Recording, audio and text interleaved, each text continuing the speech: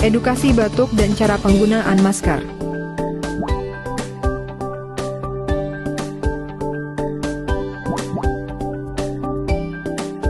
Gunakan masker, tutup mulut dan hidung dengan lengan bagian atas, tutup mulut dan hidung dengan tisu, jangan lupa membuangnya di tempat sampah. Cucilah tangan dengan menggunakan sabun dan air mengalir.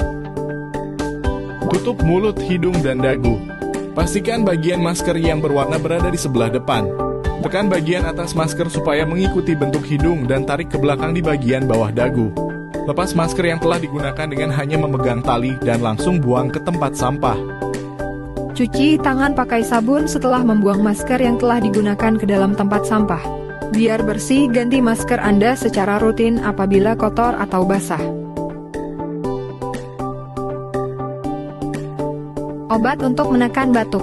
Obat untuk mengencerkan dahak. Terima kasih.